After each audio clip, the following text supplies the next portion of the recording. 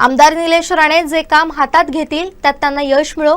सभागृहातील आज त्यांची भाषण ऐकतो ते पाहून समाधानी आहे, अशा शब्दात खासदार नारायण राणेंनी आमदार निलेश राणेंचं कौतुक केलंय. पाहूया. पुत्र निलेश राणे यांचा वाढदिवस आहे आणि त्यांच्या वाढदिवसानिमित्ताने हा भव्य कार्यक्रम श्री दत्ता सामंत आणि त्यांच्या सहकार्याने आयोजित केलेला आहे. त्यानिमित्त मी या वाढदिवसाच्या कार्यक्रमाला उपस्थित असताना माझ्या समोर ही बसलेली बंधू भगिनी माता आणि छोटी बालकं मी पाहतोय.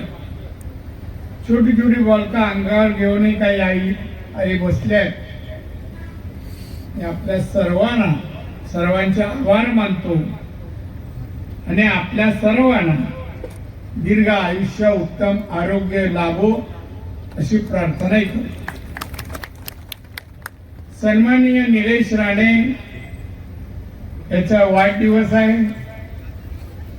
निलेश राणेला शुभेच्छा देत असताना निलेशला दीर्घ आयुष्य उत्तम आरोग्य आणि ज्या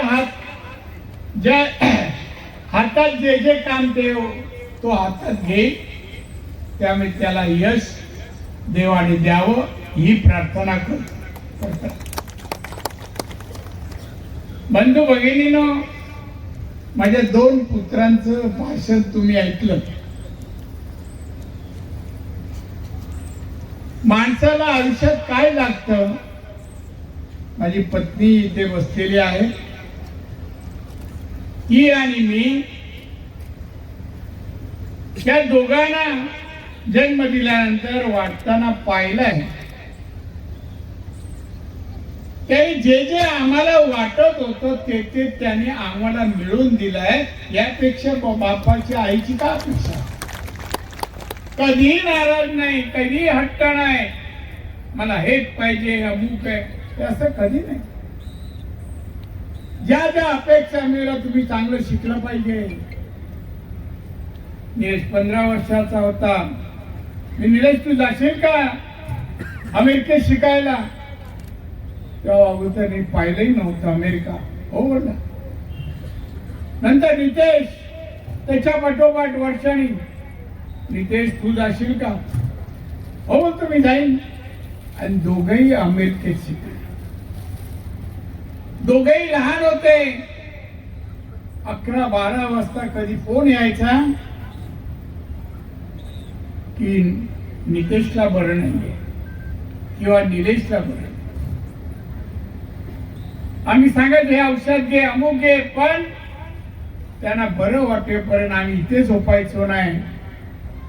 आणि आम्ही झोपल्याशिवाय तेही दोघं तिकडून आपण आई बाबा झोपलात का असं म्हणत ते दोघंही शिकले परदेशात चांगले आणि दोघंही परत आले. आमची अपेक्षा होती दोघांनी परत यावं, परत आले. आज पाहतोय निलेश नितेश दोघांची भाषणं ऐकली. मला काही नको. मी पुष्कळ आयुष्यात मिळवलं. आज या दोघांची भाषणं ऐकल्यानंतर समाधानी मी आहे की मी सगळं काय मिळवलं. पद तर मी अशी मिळवलीच हो. कोणाला एवढी पद मिळत नाही. एवढी पद मला 10 पद राजकीय मला मिळाली.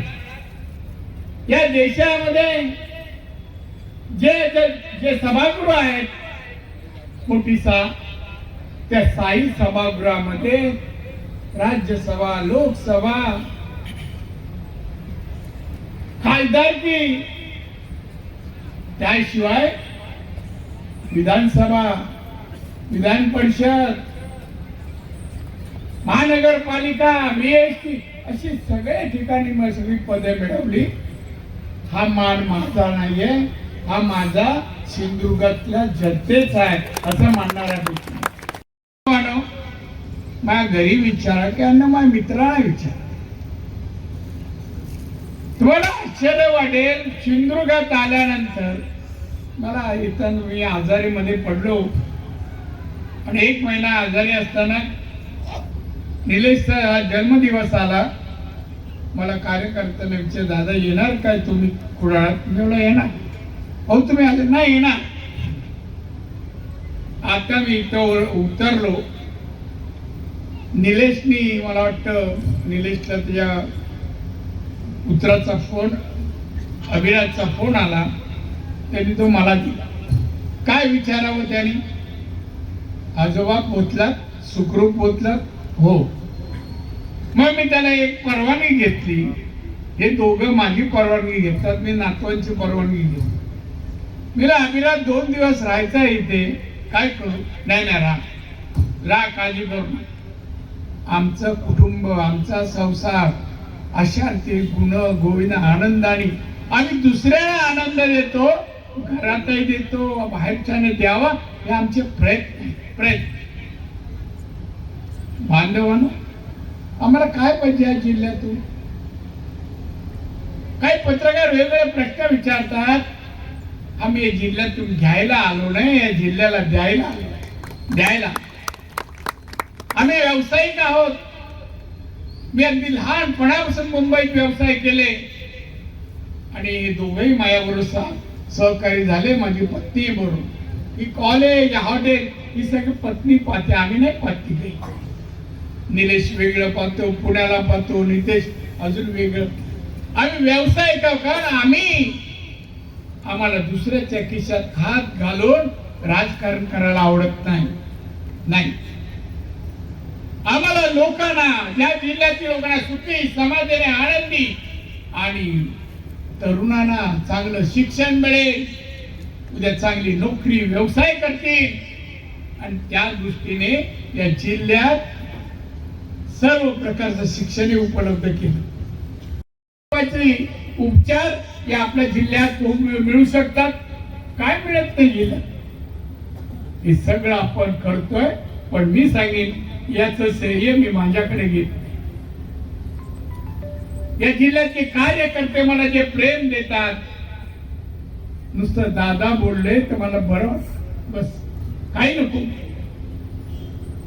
आणि म्हणून मी आज मुद्दाम आलोय, बरं नसताना आलोय यासाठी.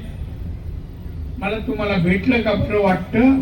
एकदा परत या जिल्ह्यात यावं, यांना पाहावं आणि माझा आजार दूर करावं, या ईर्षेतूनच मी या ठिकाणी आलोय.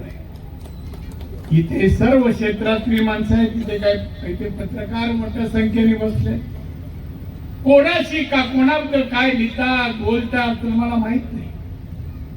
पण माझ्याबद्दल मला आता एवढी वर्ष 34-35 वर्ष जिल्ह्यात काम करतोय.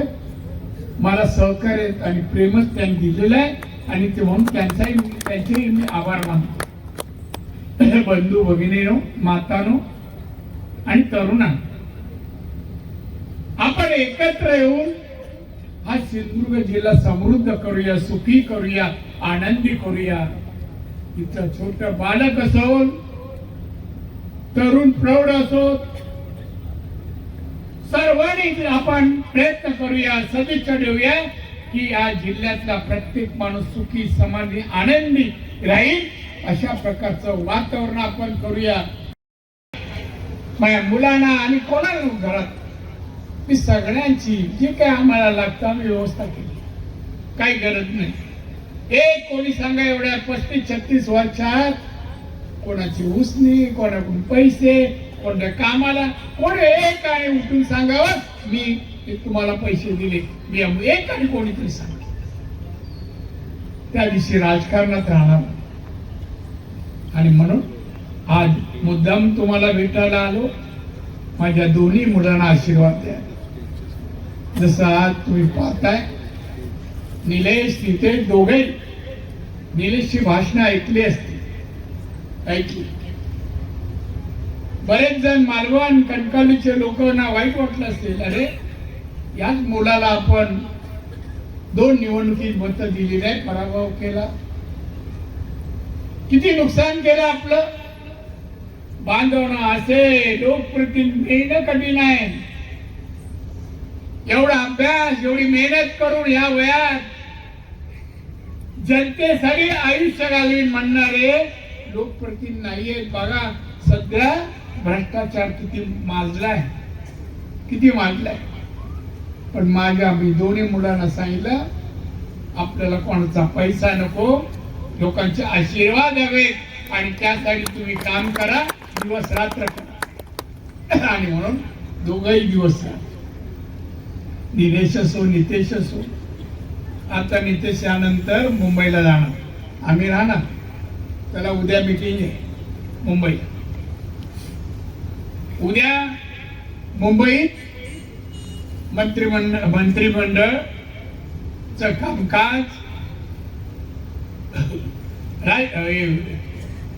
आपलं विधानसभा चालू असताना त्यांनी उपस्थित राहायचं आहे आणि मग जायचं आहे. तो आता इथून जाणार.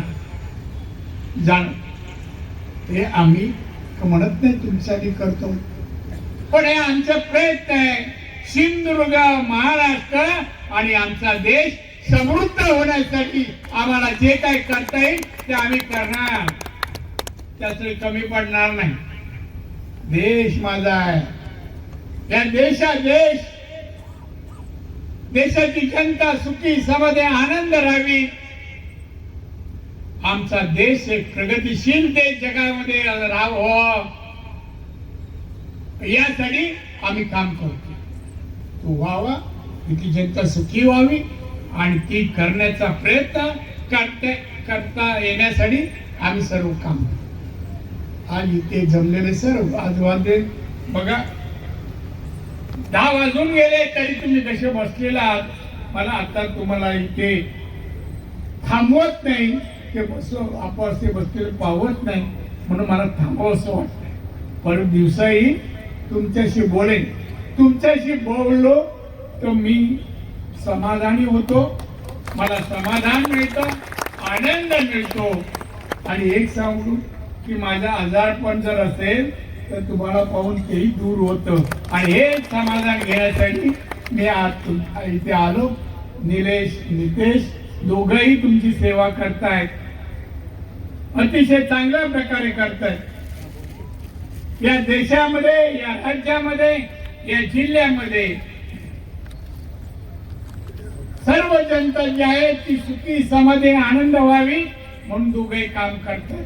तुमच्याकडे मी काही मागत नाही. तुमच्या स्वाधीन केलेल्या दोन्ही मुलांना तुम्ही आशीर्वाद द्यावे एवढंच या प्रसंगी बोलतो आणि मी आपल्या सर्वांची रजा घेतो.